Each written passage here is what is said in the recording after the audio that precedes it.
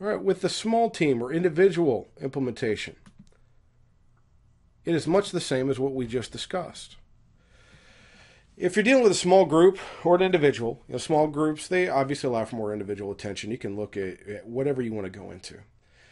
Small groups allow for the ability to handle multiple athletes doing different things at the same time, and that allows for more focused, individualized loading. And it focuses on competing against themselves versus others. So you want to look at, what do I mean by that is you may need to write down what their previous week's load and velocity was so they can see how they're doing in relationship to that.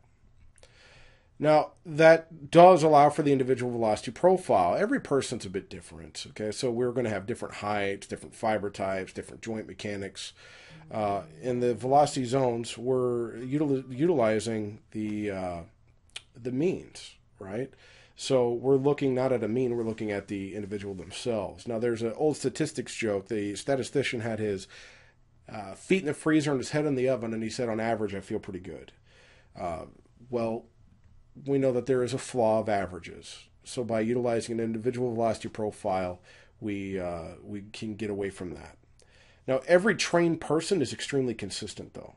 What do I mean by trained is that they're good at the technique. They've trained for a long time so that they're not going to be seeing massive changes just by changing their lifting style. Utilizing that info for the individual velocity profile, we know exactly what they should be doing. So then we eliminate the zones. So that velocity is for the individual's percentage of 1RMs to that corresponding velocity. So we know we can get them dialed in within a couple of percent on any given day. Now, how do you do it? Well, you throw in the load and you throw in the velocity. And this is a load power. So then this person would know what they should be doing for how to train power. We see that at 40 kilos, what their power was, 60, 82, 102, 125, 142, going on up and down. And we saw that for this individual, 102 kilos was their sweet spot. That's about 225 pounds. And at the time, that was my dynamic effort training up for that day. So the peak power occurred at 102 kilos for that individual. When we develop peak power, we're utilizing that load, but you also need to look at the strength speed and the speed strength and know what you're trying to develop. Also, always test against a power metric, a bench throw, a med ball throw, a counter movement jump. If your KPI is not improving, increase the velocity, decrease the load, because most of the time velocity is the limiting factor. Okay, and again, looking at that quarter meter per second for strength speed and speed strength, in case you did not get in that on the previous lecture, in case you jumped ahead. Again, that if we take off the 0.25 meters per second, we're going to be more towards the force end, probably more towards 60% of 1RM, and that is going to allow us to develop more force, force and speed in equilibrium, versus the speed strength where the velocity will increase in a greater aspect than the force. So some steps for implementation. Simply get them on the floor, whatever your device is, and use it to stir the pot a little bit. Establish competition among each of the individuals. You need to utilize zones. Next is typically what I recommend because it's easy. Make it easy on you, make it easy on the athlete.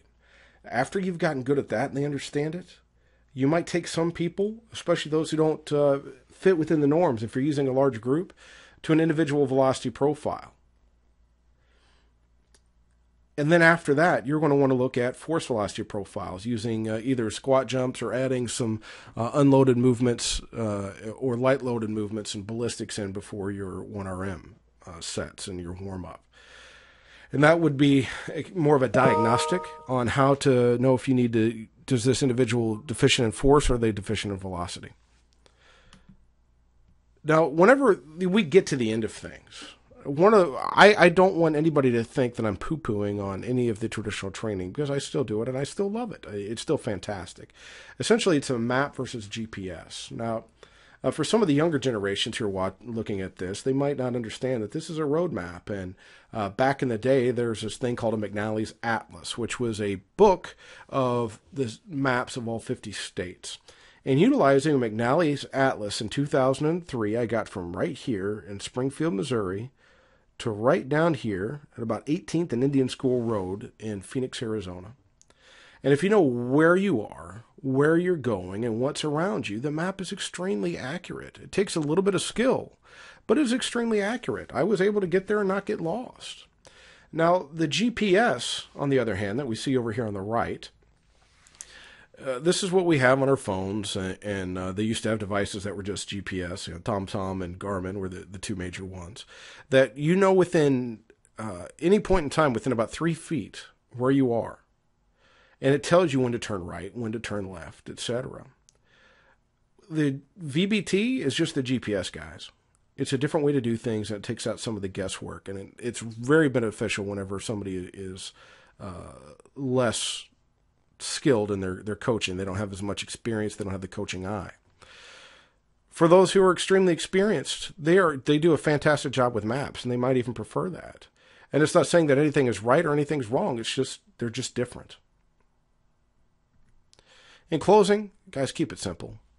People tend to overthink things. Just throw it in there. There's a time and a place for everything. Don't think that you only need velocity. You need strength too. And really, the exercise selection doesn't matter as much as the intent. You can do a squat for strength. You can do a squat for speed. You can have the velocity emphasis. You can have the force emphasis. What matters is the how you do it. So with those different emphases, you're going to relate to a different adaptation, specific adaptations to imposed demands. So here's some references that you can take a look at, and feel free to reach out and ask any questions that you have through the learning platform.